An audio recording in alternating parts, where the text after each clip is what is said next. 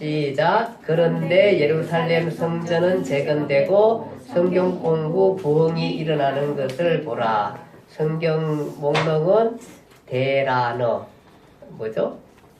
역대상하, 에스라, 느헤미야. 그 다음에 그 부분 우리가 보게 될 것입니다.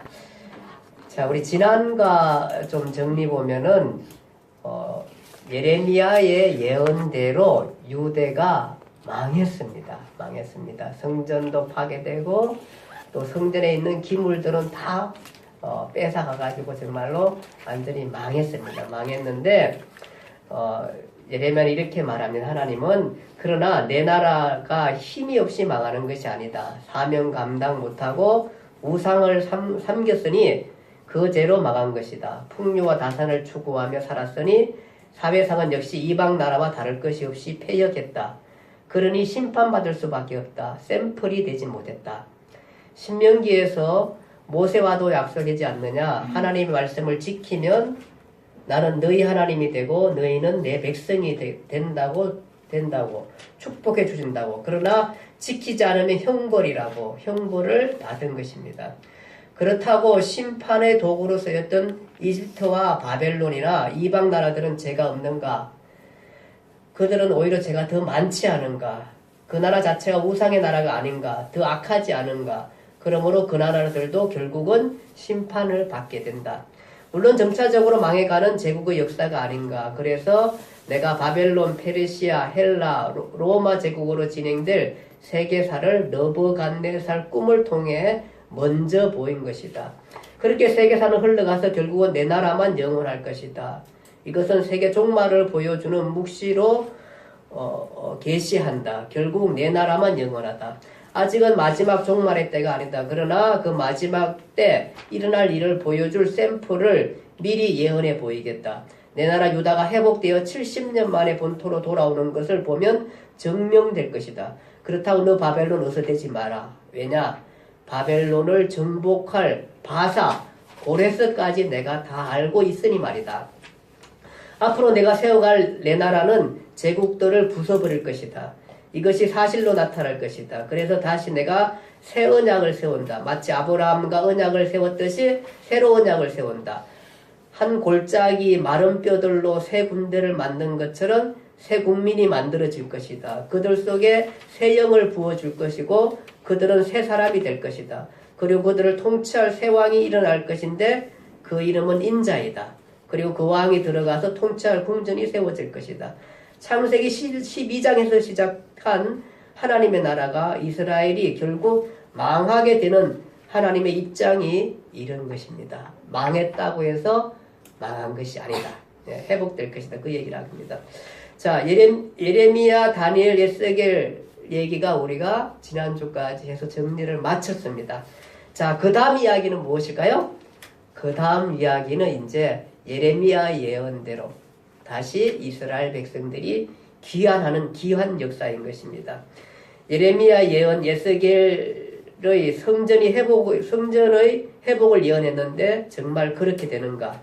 예언대로 되는가 하는 것입니다. 그런데 실질적으로 예언대로 되더라. 그 얘기를 하고 있는 것입니다. 그래서 오늘 공부할 내용은 이제 이스라엘 백성들의 귀환, 포로로부터 귀환한 내용들입니다.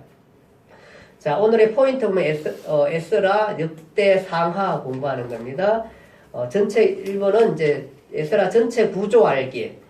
지난 시간에 열왕기 상하 실제 역사 끝에다가 예레미야, 다니엘, 에스겔서에 섞여 있는 실제 역사를 걸러내어 붙이는 작업을 했습니다.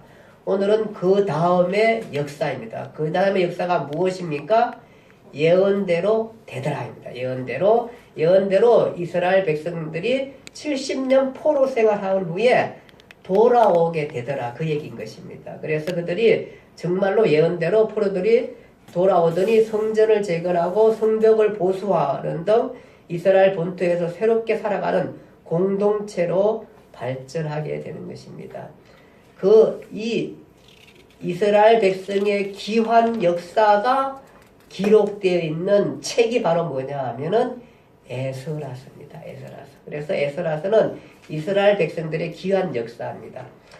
그러니까 포로기의 역사는 어디에 있었죠? 포로기의 역사는 우리가 어디서 찾았었죠? 예레미야서, 그 다음에 다니엘서, 에스겔서에서 우리가 포로기의 역사를 찾았는데 이제 포로가 끝났습니다. 끝나고 난 다음에 이 사람들이 돌아오는 역사, 돌아와서 생활하는 역사를 어디서 찾을 수 있나 하면은 에스라서에서 찾을 수 있는 것입니다. 자, 그 다음에 이제 에스라서 관련된 성경 목록 스케치하기입니다. 이 두 번째는 그 에스라서와 관련되어 있는 성경 목록. 이제 우리가 남겨놓은 성경 목록들이 있습니다. 그것이 뭐냐면 에스라서를 포함해서 8건입니다. 8건. 뭘까요? 에스라, 학개, 스가랴, 에스더, 역대상하, 느헤미야, 말라기까지. 예. 이 8건이 되겠습니다. 그래서 우리가 지금까지 우리가 그동안 역사 흐름을 타고 공부해왔던 그 어떤 그 역사서 그 마지막 부분 아직 건드리지 못하고 남겨놓았던 성경 목록이 전부가 이제 오늘 배워야 할 에스라, 학개, 스가랴, 에스더, 역대상하, 느헤미야, 말라기 총 8건입니다. 이때 성경이 이제 그걸 하면은 마무리 짓게 됩니다. 자, 여기 좀 보실까요? 성경 우리가 이렇게 쭉 이렇게 공부했어요. 창세기 그때 뭐 욥기읽고 이렇게 쭉 해가지고 샷사망 왔고요. 그다음 여기서 발생하는 12권의 그 선지서들 기억나나요? 우리가 늘 많이 했던 기억하기 어려워서 어떻게 했죠? 요엘 오바다, 요엘 오빠. 그 다음에 암호요, 아모스, 호세아, 요나. 이게 5건이잖아요. 그 다음에 이제 또 뭐죠? 그 다음에 이미, 이사야, 미가, 이미, 그 다음에 나 뭐죠? 나움, 예. 그 다음에 이미 나, 예섭, 팝, 얘 뭐죠? 예레미야, 예, 스바냐, 그 다음에 학개, 하박국, 하박국, 예, 거기까지 했어요, 거기까지. 그래서 거기에 돼 있는 앞에 5건하고 나머지 7건, 거기에 예레미야는 예레미야 아이가까지 포함해가지고, 예, 그렇게 해서 여기 12건이 됩니다. 12건을 읽었습니다. 자, 이렇게 해서 쭉 와가지고 다시 한번 해볼까요? 12건 다시 한번. 처음에 뭐였죠? 요엘서. 그 다음에 두 번째 오바다, 요엘, 예, 요엘, 오빠 이렇게 했습니다. 그 다음에 또 뭐죠? 위에 북쪽 선지자 암호요. 그래서 아모스, 호세아, 요나. 이렇게 해서 5건이 됐습니다. 그럼 나머지 7건이죠? 12건에서 5건 뺐으면 7건 남잖아요. 7건 나머지 뭐였죠? 이미, 이사야, 미가 2건이죠? 그 다음에 나훔 3건 됐어요? 그 다음에 예스팜, 예레미야, 에가까지 해서 5건 됐고, 그 다음에 스바냐, 하박국. 예, 스바냐, 하박국. 예, 그래서 12건 됐습니다. 어쨌든 자꾸 반복하면 어느 정도 알게 될까. 이렇게 12건이 됐고요. 그 다음에 이제 여기 보면은 데라너가 있습니다. 데라너. 오늘 공부하게 될 데라너. 그 다음에 여기 보면 빨간 글씨로 학개 스가랴. 그 다음에 여기 에스더. 그 다음에 말라기. 요 지금 동그란 거, 파란 거는 역사서. 그 다음에 빨간 거는 뭐라 그랬어요? 네모난 빨간 거는 예언서. 이렇게 오늘 하면 성경 모든 것이 마무리되게 됩니다. 마무리되게 됩니다. 자, 오늘 그 부분을 하게 됩니다. 지난 시간에 열왕기하 실제 역사 끝에다가 예언서, 예레미야, 다니엘, 에스겔이 주는 실제 역사 정보를 찾아서 붙이는 작업을 했습니다. 그 다음 얘기는 무엇일까요? 정말 예언대로 되었다 이것입니다. 누구의 예언입니까? 예레미야, 다니엘, 에스겔 등입니다. 예레미야, 다니엘, 에스겔에 나타난 예언대로 70년이 되면 포로에서 해방되어 다시 예루살렘 성이 회복된다는 것입니다. 정말 그렇게 되었습니다. 절대 무너지지 않을 것 같은 바벨론은 페르시아에게 무너지게 됩니다. 바벨론이 멸망했습니다. 그리고 페르시아 왕 고레스는 칙령을 내려 유다의 포로의 귀환 명령을 내리게 됩니다. 예언대로 예루살렘으로 돌아갈 수 있게 되었습니다. 그 포로 귀환 역사가 기록되어 있는 성경이 뭐라고요? 에스라입니다. 에스라. 예, 포로 귀환. 그러니까 에스라 하면은 포로 귀환 역사, 포로 귀환 역사를 기록한 책이다. 그렇게 이해하시면 되겠습니다.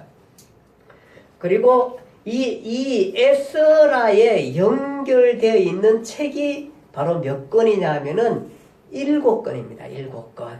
그 7권을 하면은 여기 마감이 됩니다. 저 에스라 여기 연결되어 있는 게 역대상하, 에스더, 느헤미야 3권하고 역대상하 4권이에요. 역대상, 역대하, 에스더, 느헤미야 4권하고 그 다음에 선지서, 학개, 스가랴, 말라기 이렇게 하면 됩니다. 그래서 7권은 이제 이 8권이 마지막 그 정리를 하는 부분인데 바로 에스라를 배우면서 거기와 연관되어서 나타나는 성경책입니다. 그러니까 쉽죠? 그래서 에스라는 하면은 뭐라고 생각해야 되냐 하면은 일단은 이스라엘 백성들의 기환 역사라고 생각하시면 됩니다. 기환 역사고 거기에 붙어 있는 성경책들이 많이 나타나는데 그것이 7권이다. 그 7권들을 알면 오늘 공부가 끝입니다. 끝.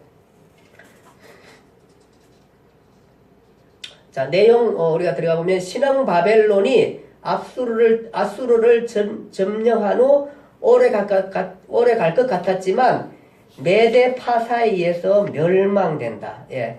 메데 파사는 메디아 페르시아입니다. 이게 이 나라가 같이 이렇게 있습니다. 그래서 메데 파사에서 멸망이 되고 페르시아는 자기 나라를 유지하며 살았는데 바벨론 베니게를 집어삼키고 강대국이 됩니다. 이때 등장한 왕이 누구냐 하면은 고레스입니다. 고레스.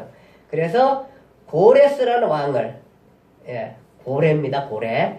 이제 고레스라는 왕을 우리가 꼭 기억해야 합니다. 고레스입니다. 이때는 그러니까 아수르를 집어삼킨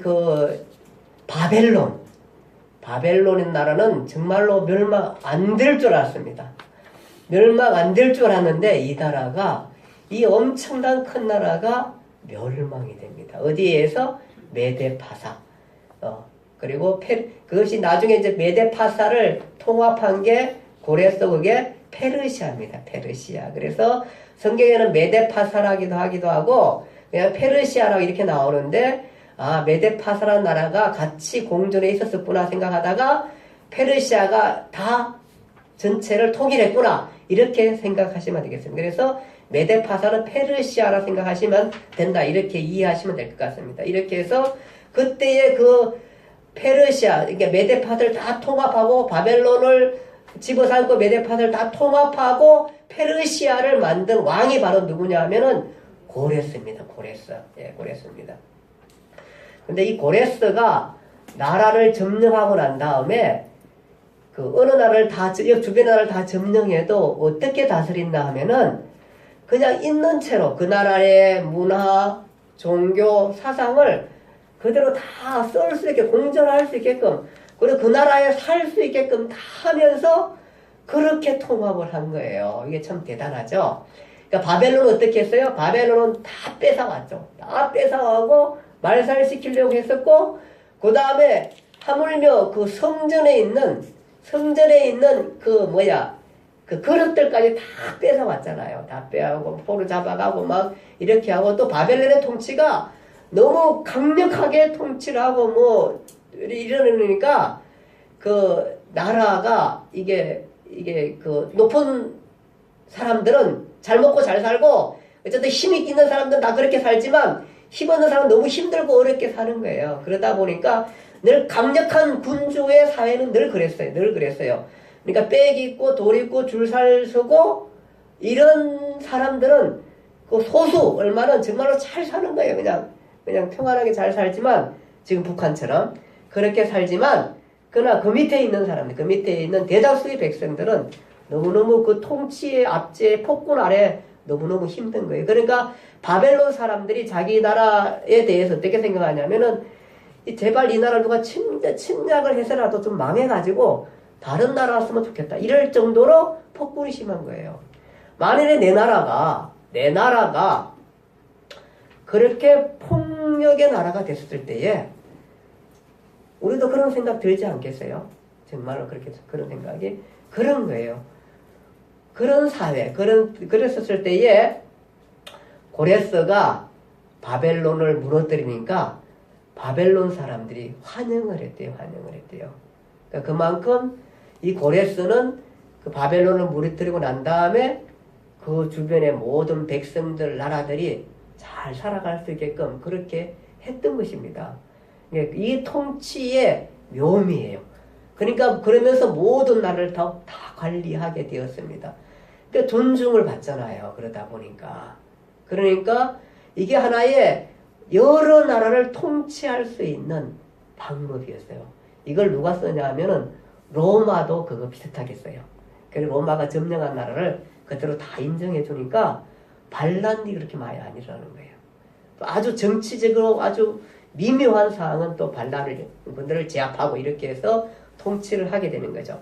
그래서 고레스가 이 피정복 국가를 다 정복하고 호의를 베풀고 또 유대인들의 칙령을 내려서 예루살렘을 성전을 건축하라고 했고 이들 돌아가게 했고 예루살렘 재건하라고 했고 거기에 있는 그릇까지 다 내주고 또 그렇게 했습니다. 그래서 정말로 이제 포로 귀한 역사가 일어나게 되는 것입니다. 그런데 이제 이 다니엘서에 보면은 우리가 보면은 조금 어려운 부분이 있어요. 뭐냐 하면은 바벨론에 의해서 바사왕으로 등장한 사람이 그 바벨론의 다니엘서에 보면은 고레스가 아니고 누구로 나왔냐면 다리오로 나옵니다. 다리오. 그래서 우리가 이게 다리오는 누구, 고레스는 누구 이게 헷갈리게 되는데 사실은 이 페르시아를 점령하고 온 나라를 점령해서 페르시아를 만든 이 사람은 고레스입니다. 고레스인데 이 고레스는 전쟁을 하고 있었고 많은 나라를 정복하는 가운데 있으면서 잠시 동안 자기 삼촌인 다리오에게 그 바벨론에 남아서 통치를 하게 해 주었습니다. 그러다 보니까 성경에는 다리오 시대라서 다리오라 그렇게 말하고 있지만 사실은 그때도 누가 통치의 왕이냐면은 통치의 주권자는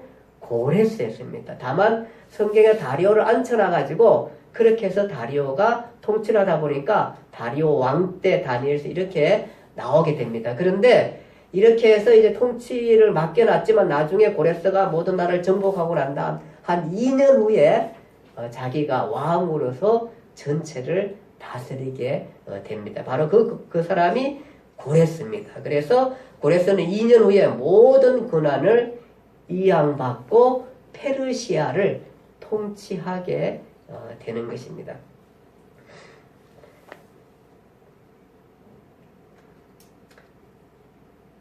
자, 우리가 이사야서 44장 28절 누가 한번 읽어볼래요? 이사야서 44장 28절.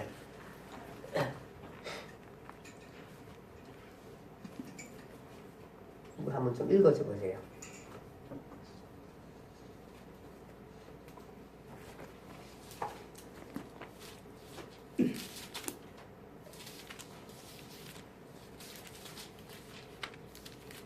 (44장 28절) 크게 하나 좀 읽어주세요.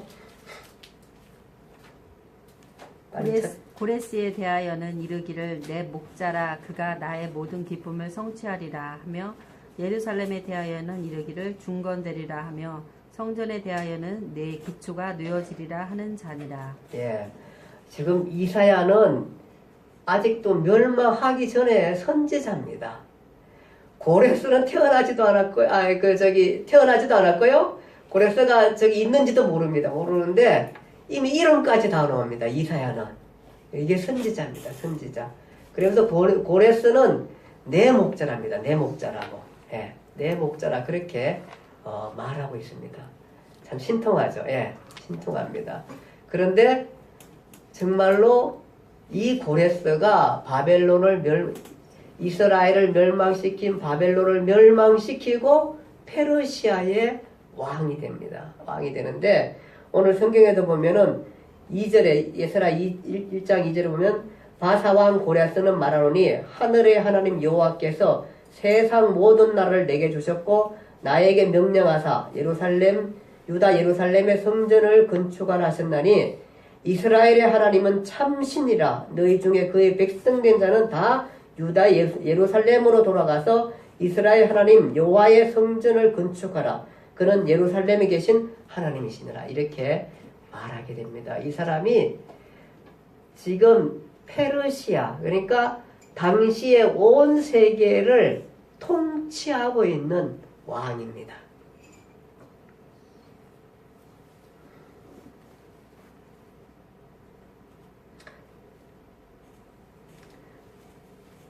이것이 포르기한 역사입니다. 고레스는 그의 인생을 살았지만 하나님은 자신의 나라를 회복하는 예언을 이루는데 고레스를 사용하게 됩니다.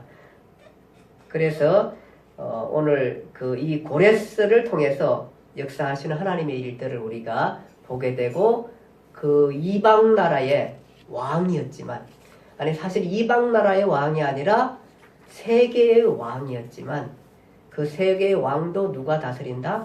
하나님이 다스리는 것을 우리가 알게 되는 것입니다. 자, 이렇게 해서 이제 우리 예레미야서 한번 좀 살펴보기로 하겠습니다. 예레미야서 한번 볼게요. 그 교재에 보면은 그 네모 박스 부분이 있습니다. 박스 부분. 예, 예레미야서 전체 구조 한번 살펴보겠습니다. 에스라 박스. 죄송합니다. 에스라 박스. 자, 첫 번째는 이제 예스라 1장에 보면은 1번은 뭐냐면 고레스가 칙령을 내린다. 예, 그 고레스가 예레미야의 입을 통해서 하신 말씀을 이루게 하시려고 바사왕 고레스의 마음을 감동시키심에 고레스가 온 나라에 공포도 하고 조서도 내려 칙령을 내려 예루살렘 성전을 건축하라고 합니다. 건축할 남아있는 백성들이 은과 금과 물건을 도와주고 짐승으로 도와주고 느부갓네살이 가져갔던 성전 그릇을 가져가도록 했습니다. 그것이 에스라 1장 1절에 4절에 나옵니다. 자, 여기 이제 기환하라 그 얘기를 하고 성전을 건축하라고 합니다. 그렇게 해서 이제 세계의 왕인 고레스가 입을 열어서 너희들 돌아가서 성전을 건축하라. 그리고 여기 있는 사람들이 또 끈도 주고 금도 주고 해서 성전을 건축할 수 있게 해라. 짐승도 보내줘라. 필요한 거 다 대줘라. 이렇게 해서 성전을 건축하려고 공포하게 합니다. 대단하죠? 예, 이 사람이 누구냐 하면은 지금 예수아를 중심으로 1차 포로 기한이 이루어집니다. 1차 포로 기한. 자, 이제 1번에 그 고레스가 칙령을 내린 것은 발생 장소는 어디죠? 페르시아, 즉 바벨론, 페르시아 땅입니다. 바벨론이고요. 또 두 번째, 스룹바벨 예수아를 중심으로 1차 포로들이 귀환하게 됩니다. 어디서? 바벨론에서 어디로 귀환하죠? 어디로 귀환해요? 예루살렘으로 돌아오게 됩니다. 그래서 바벨론 즐겁고 예루살렘 이렇게 바벨론 화살표 예루살렘 이렇게 하게 됩니다. 자, 1차 예수아와 스룹바벨입니다. 이 사람들은 주로 유다, 베냐민, 레위 지파 안 5만여 명이 돌아오게 됩니다. 1차에 5만여 명이 돌아오고 거기 바벨론에서 예루살렘까지 약 1500km를 3개월 동안 걸어서 오게 됩니다. 보통 우리가 한라산에서 백두까지, 설미나 한라산에서 백두산까지 보통 몇 킬로 잡고 있나 하면은 약 한 1000km 잡고 있습니다. 1000km. 그러니까 한라산에서 백두산 이제 어느 정도 감이 잡히죠. 근데 그거보다 더 먼 거리 1500km를 걸어서 3개월 동안 걸어서 해가지고 스룹바벨과 예수아가 중심이 돼 이끌고 내려오게 되는 것입니다. 그래서 1차 포로기한 바벨론에서 예루살렘으로 돌아오게 됩니다. 그 다음에 3번은 기한 이후 그들이 한 이제 돌아와서 그들이 한 일은 제사와 절기 즉 레위기 내용을 다시 지킴으로 유대인으로서 정체성을 확립하는 것입니다. 다시 절기를 지키고 제사를 지내게 되는 것입니다. 이렇게 해서 유대인의 정체성을 회복하고 하나님과의 단절된 것을 회복하고 하나님의 백성의 삶을 사는 것입니다. 즉 다시 예배자의 삶을 살게 되는 것입니다. 그것이 이제 예루살렘 성에서 있어진 일이고요. 그 다음에 이제 네 번째는 에스라 3장 8절에서 13절에 나오는 얘기인데 뭐냐 하면은 성전 재건 프로젝트를 시작하게 되는 것입니다. 이 사람들이 돌아가서 반드시 해야 할 일이 있었는데 그것은 뭐냐 하면은 오늘 고레서도 얘기하잖아. 가서 성전을 재건하라. 성전을 왜 재건해요? 성전이 무너졌으니까. 언제 무너졌어요? 예루살렘 멸망 때 무너졌어요. 자, 예루살렘 멸망 때 무너진 성전은 누가 지었어요? 설미라? 누가 지었어요? 성전을 지은 사람이 누구예요? 솔로몬이죠, 솔로몬. 솔로몬이 지은 성전이 언제 무너졌어요? 예루살렘 멸망하면서 586년 멸망하면서 성전이 다 무너지고 거기 있는 성전에 있는 그릇들까지 느부갓네살이 다 가지고 갔어요. 그 무너져서 성전이 없었기 때문에 다시 이제 돌아온 백성들이 해야 할 일은 뭐냐 하면은 성전을 다시 재건하는 일이었습니다. 이것은 뭐냐 하면 에스겔이 환상 가운데 그 성전 회복에 대한 환상을 보여주셨고 성전을 세우는 성전 설계도까지 다 보여주셨습니다. 누구한테? 에스겔에게. 그래서 이 사람들이 돌아가면 무엇을 한다? 반드시 성전을 지어야 돼. 그래서 성전 짓는 프로젝트를 시작하게 된 것입니다. 그것이 에스라 3장 8절에서 13절입니다. 근데 이렇게 성전을 짓다가 5번에 보면 사마리아 사람들의 방해로 성전이 중단됩니다. 이게 에스라 4장 9절에서 10절입니다. 에스라서 읽었죠, 여러분들? 다 읽었죠? 예. 4장 9절에 10절에 보면은 사마리아 사람들이 성전을 짓는 것을 방해합니다. 왜 방해하냐 하면은 이제 이 사람들이 이제 돌아와가지고 막 성전을 뚝딱뚝딱 지으니까 사마리아 사람들이 뭐라 하면은 우리도 같이 짓자. 성전 짓는데 우리도 뭐 옛날에 같은 종족 아니냐 이러면서 같이 짓자. 그렇게 성전 짓는데 참여해달라고 합니다.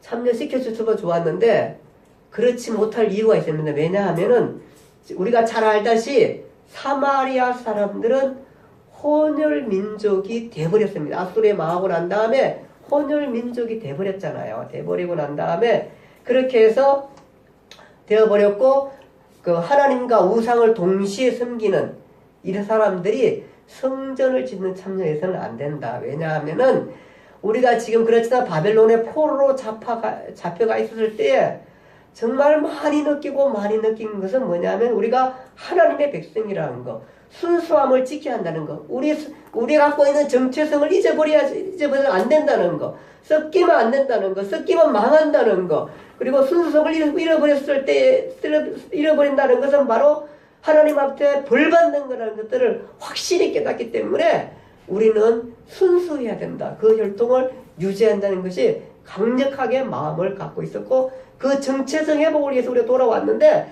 그 회복 때문에 우리가 성전을 짓고 있는데 여기에 이스라엘 백성들이 참여한다. 섞인 이스라엘 백성이 참여한다. 하나님도 섬기고 이방신도 섬기는 이스라엘 백성이 참여한다. 말도 안 됩니다. 그래가지고 그것을 반대하게 된 것입니다. 예배 공동체라는 게 얼마나 소중한 건지 이 사람들은 예배 공동체 즉 하나님의 백성의 공동체라는 그 자부심을 아주 강하게 갖고 있습니다. 그래서 그것을 못하게 하니까 이 사마리아 사람들이 방해를 합니다. 그래서 페르시아에 막 편지도 써가지고 문서도 보내가지고 이 사람들이 성전을 짓고 있는데 나 이 사람들 나중에 성전을 다 지으면은 당신 왕을 반발해가지고 당신의 명령을 따르지 않을 것을 막 이렇게 하니까 왕이 또 겁을 먹고 성전을 중단시키게 되는 것입니다. 그렇게 해서 성전 중단이 얼마 동안 중에 16년 동안이나 와, 정말 오랫동안 짓다가 오랫동안 성전이 중단됩니다. 그래서 백성들은 시리에 빠지게 되고 집으로 돌아가게 되고 집에 가서 자기 가족을 돌보고 농사를 짓고 고기를 잡고 가축을 길르면서 16년 동안 생활하게 됩니다. 자, 6번 학개와 같이 읽겠습니다. 시작. 학개와 스가랴 선지자가 등장해서 재건을 격려함. 이때 등장한 사람이 바로 누구냐면 학개와 스가랴입니다. 이 사람들은 선지자입니다. 예언자입니다. 바벨론에 살고 있었는데 왕정 말기에 선지자들을 보내주듯이 하나님은 바벨론 땅에 거주하는 학개와 스가랴에게 말씀을 주시고 지금 예루살렘에서 기한한 내 백성들이 성전을 짓다가 중단되고 시리에 빠져 있는데 가서 그들을 격려하라는 메시지를 줍니다.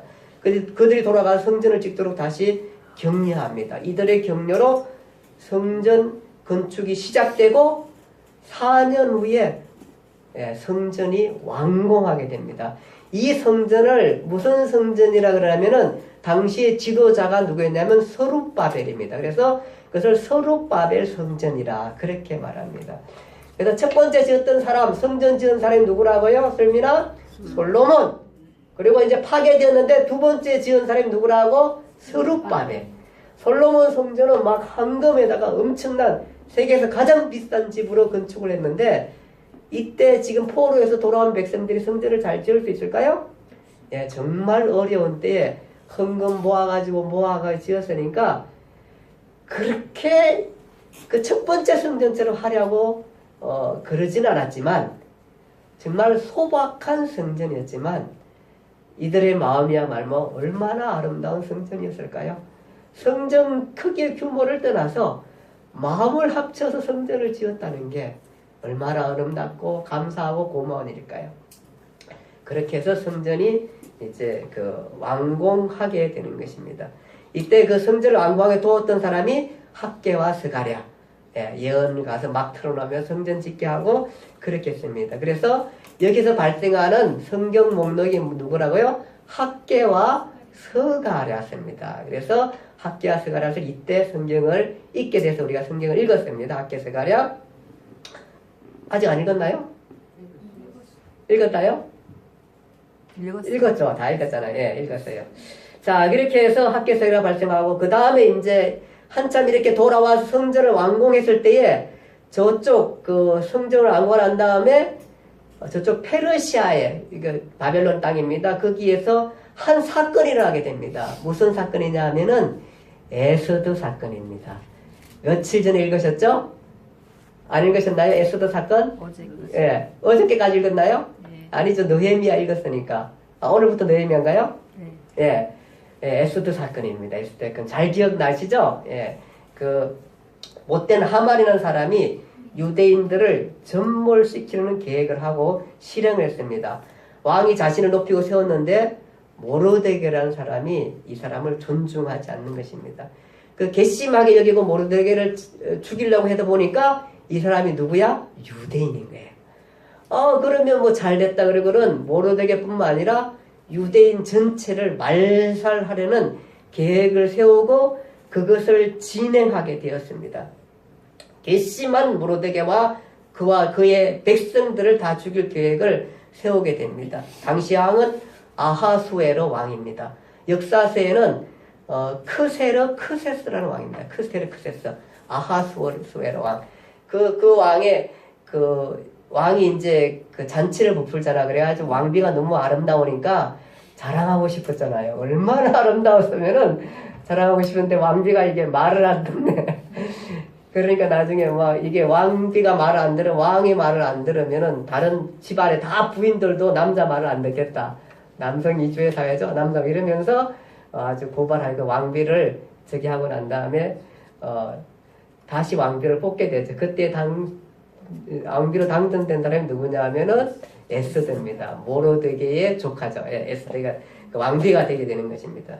그랬는데 이제 이런 죽게 된 상황에서 이런 어려움을 겪었을 때에 모르드게가 왕비에게 알리고 왕비는 죽으면 죽으리다라고 말하고 왕 앞에 나와서 이 사실을 알리고 모르드게를 달려고 만들어놓은 장대에다가 하만이 죽게 되고 또 하만뿐만 아니라 그 일당을 동조했던 7만 5천 명이 죽임을 당하게 됩니다.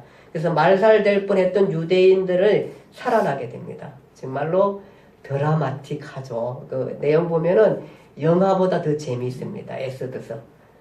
설명 한번 읽어보세요. 영화보다 재미있어요. 에스더서입니다. 예진이도 읽어보고요. 에스더. 그래가지고 살아나게 됩니다. 이날을 기념해가지고 나온 명제라 해서 그것이 뭐냐 하면은 부림절이라는 명제입니다. 부림절. 부림이라는 것은 제비 뽑다 이런 뜻입니다.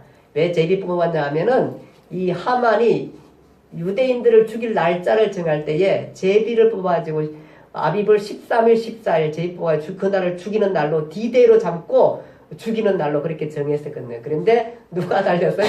지가 달렸어요. 자기가 만드는 장대에 자기가 달려서 죽게 되었습니다. 이런 것들 보면서 그날을 기념해가지고 그 제비가 행운인데 행운이 누구한테 왔어요? 사실은 행운의 모든 것들도 주장하시는 분이 하나님이십니다.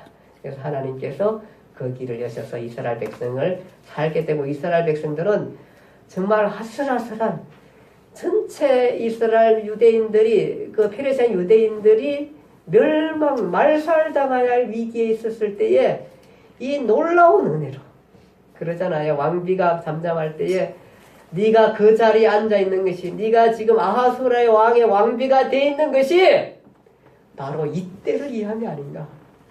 네가 말을 나서지 않으면은 유대인들은 다른 길들을 통해 살 길을 하나님께서 여실 것이다. 그러나 너와 내 집안은 망하게 될 것이다. 이렇게 하게 하잖아요. 사실 이 에스더는 모로데게가 자녀처럼 키운 거죠. 자녀 똑같은 거잖아요. 사실은요. 그래 하니까 안 들을 수가 없지. 그래서 에스더가 죽으면 죽으리라 하고 왕 앞에 나가게 되는 거 아닙니까? 그것이 에스더입니다.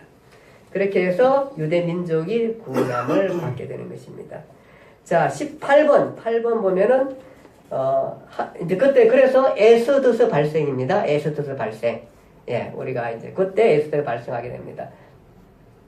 자, 또 그 시절에 한편 아닥사스다 왕이 에스라에게 예루살렘 기한 칙령 정명서를 주고 재정을 하사하며 제2차 포로 기한의 기회를 줍니다. 무슨 얘기냐 하면은 그 즈음에 이제 에스더 사건이 일어난 즈음에 한 아이가 페르시아에서 태어납니다. 태어나는데 태어나 보니까 바벨론 땅 페르시아였습니다. 그런 자라면서 자신이 누구인지를 사색하게 됩니다. 나는 어디서 왔고 왜 여기에 와 있는가 알아보니까 자기 자신이 유대인인 것을 알게 되었고 우리 조상들이 바벨론에 포로로 잡혀와 있었고 그래서 나는 여기에 태어났다는 것을 알게 되었습니다. 그리고 자신의 족과 백성들에 대해 알게 되었습니다. 우리 민족은 우수한 민족이고 하나님의 백성으로서 우리의 신은 바벨론 아수르의 신과 완전히 다른 우주 만물을 창조하신 창조주시고 그분은 우리를 애굽에서 불러내어서 가나안 땅에 거주하게 사시며 가나안 땅에 살게 해주셨는데 거기에서 하나님을 섬기며 예배문을 확립하고 그 예배문화를 이방 사람들에게 예배문화의 복을 전하게 하려고 살게 하셨는데 그것이 유대인의 정체성이었는데 그런데 이렇게 오늘날 잡혀오게 된 것은 바로 그 정체성을 잃어버리고 이방 민족과 섞였기 때문에 이방 종교와 섞였기 때문에 사명을 감당하지 못해서 섞였기 때문에 이곳에 와서 살게 되었다는 것을 알게 되었습니다. 그래서 하나님은 이사야나 예레미야나 다니엘의 에스겔에게 말씀하신 것처럼 70년 후에 예루살렘이 회복된다고 말씀하셨는데 정말로 그렇게 살펴보니까 예루살렘 성이 회복되고 지금 우리의 그 많은 현 시대를 사는 우리의 선배와 우리의 현 시대를 사는 사람들이 예루살렘에 가서 회복이 돼가지고 성전을 짓고 예배 문화를 회복시키면서 살아가고 있었습니다.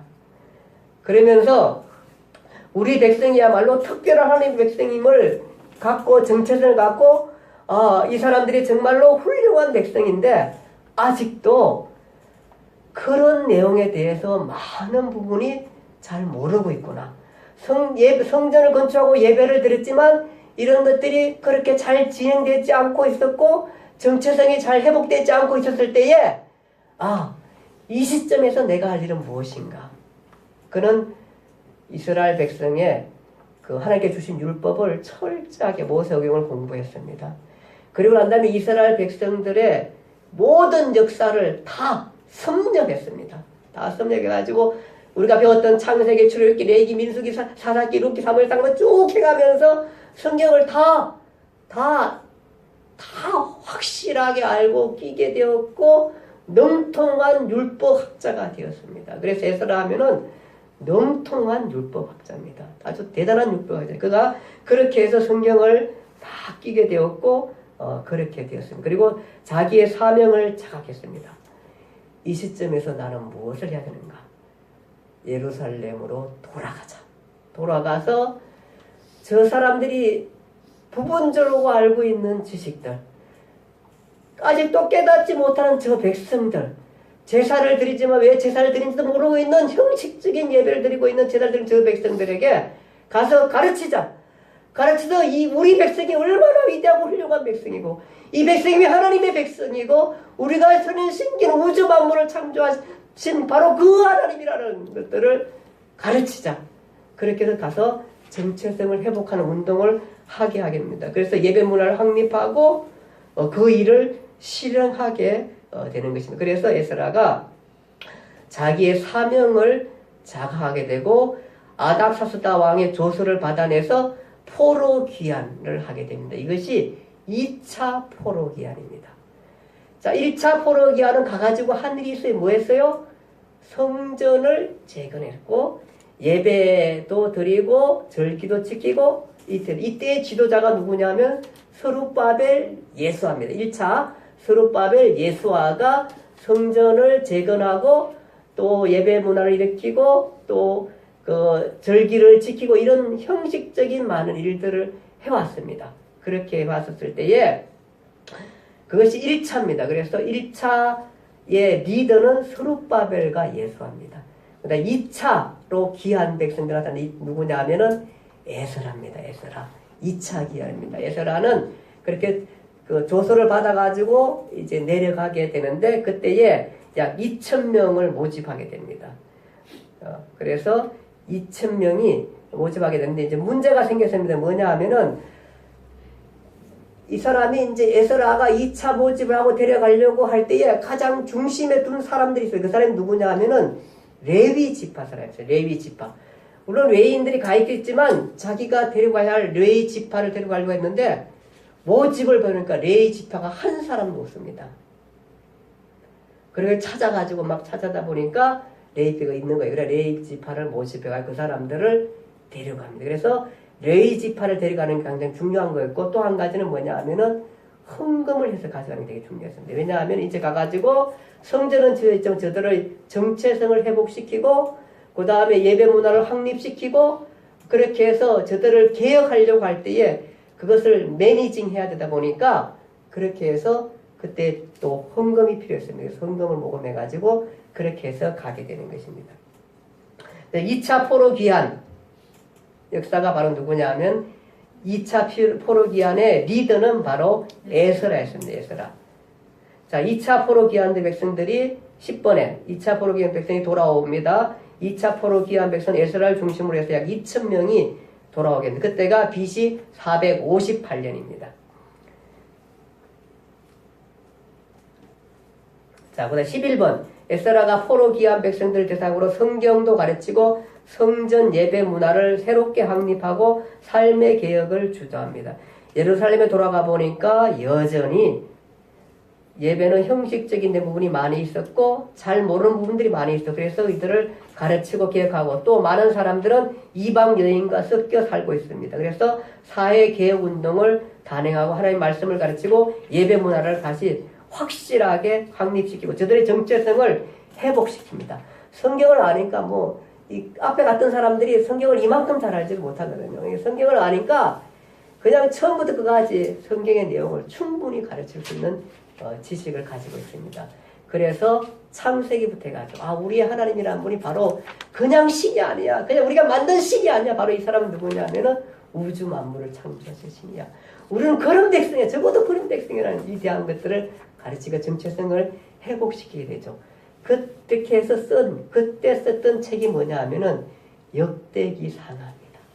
그래서 역대기 상하는 뭐냐 하면은 우리가 보면 열왕기 상하와 좀 비슷하지만 역대기 상하는 뭐냐 하면은 바로 이스라엘 백성들께 돌아간 포로 귀환 후에 돌아와 있는 이스라엘 백성들에게 하나님의 말씀을 차근차근 정리해서 가르치는 그 가르친 내용이 뭐냐 하면은 어디서부터냐 하면은 바로 창조 시대부터입니다. 창조부터.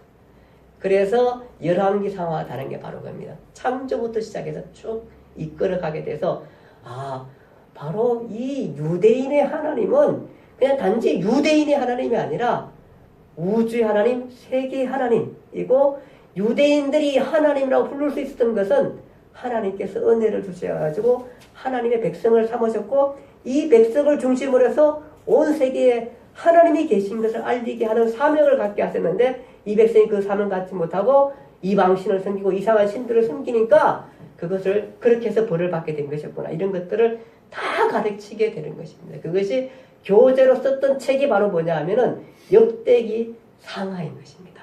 그래서 역대기 상하는 바로 유대 중심의 역사로 기록해 나가게 되는 것입니다. 이건 나중에 또 살펴보게 되는 것입니다. 그래서 역대기 상하가 이때 발생하게 되는 것입니다.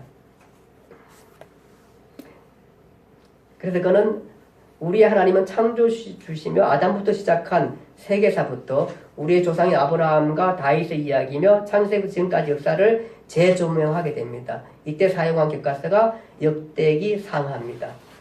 바로 에스라가 포로 귀한 백성들을 가르치기 위해서 쓴 책이 역대기 상하입니다.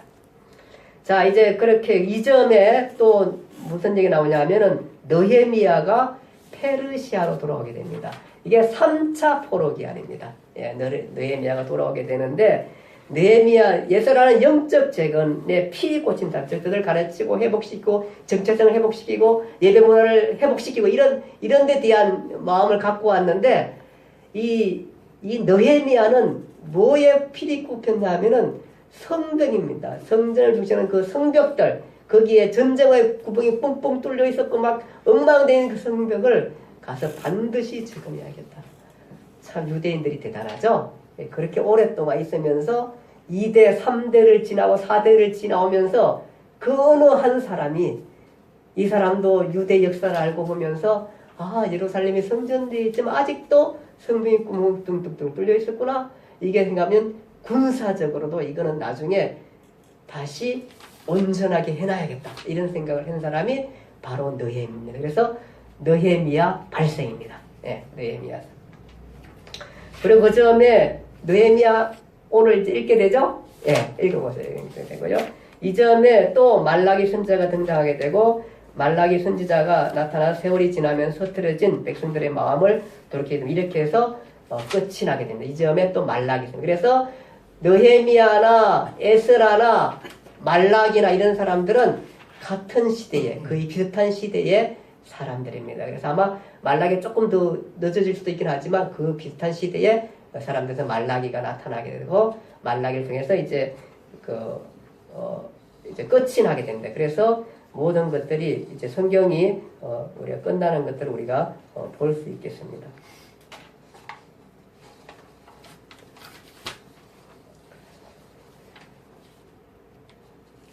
결론을 말씀입니다. 예레미야 예언대로 이스라엘 백성들이 예루살렘에 귀환을 했습니다. 1차 귀환의 리더는 1차 예수아와 스룹바벨. 예, 이들이 와서 절기를 지키고 성전을 짓게 됩니다.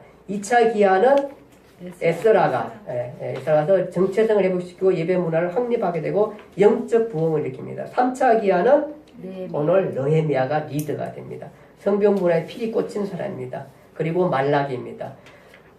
말라기는 또다시 이방 문화와 신들의 숭배로 더럽히신 이스라엘 백성들을 경고하며 다시 경고를 내리고 또 크고 두려운 날이 이를 것을 말합니다. 그때의 여호와의 백성들이 모든 것이 회복되는 날은 잔칫날이지만 이방신을 섬기는 자들에게는 심판의 날인 것을 말하고 크고 두려운 날이 이르기 전에 엘리야를 보내겠다. 그렇게 말씀하게 되는 것입니다. 종말에 즉 여호와의 크고 두려운 날에 하나님을 섬기는 사람들은 잔칫날이고 그러나 하나님을 숨지 않고 이방 문화를 즐기고 살아고 따르는 사람들은 심판의 날이 되겠다. 그렇게 말씀하게 되면서 성경 창세기부터 이렇게 해서 이제 다 끝나게 되는 것입니다.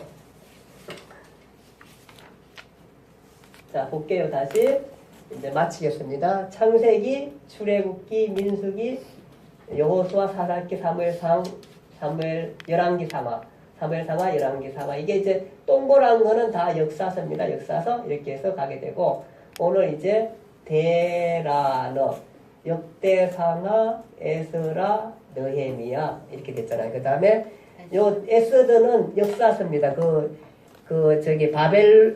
페르시아 한 땅에서 일어난 한 역사적인 사건이라서 역사서로 그렇게 하게 됩니다. 그리고 학개와 스가랴는 말라기는 예언서가 되면서 전체 이렇게 해서 성경은 마치게 되는 것입니다.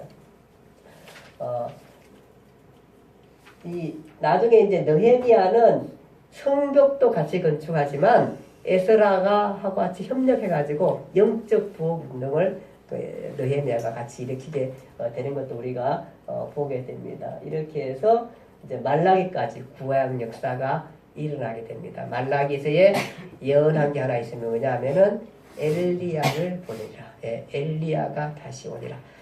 예, 우리 성경은 지금 에스겔이나 다니엘을 통해서 앞으로 종국에 나타날 인자에 대해서 말씀하고 있습니다. 그 인자, 즉 하나님이면서 사람인 그 인자가 앞으로 나타날 하나님의 왕권을 갖고 나타날 바로 그 인자에 대한 얘기들이 이제 나오게 되고 그 인자가 바로 신약에 와서는 바로 누구예요? 그리스도. 예. 그래서 그리스도가 오셔가지고 자기가 인자라 그렇게 말하게 되는 거예요. 그 인자는 바로 하나님이시며 사람이신 즉 온 우주를 다스리는 왕의 프로필입니다.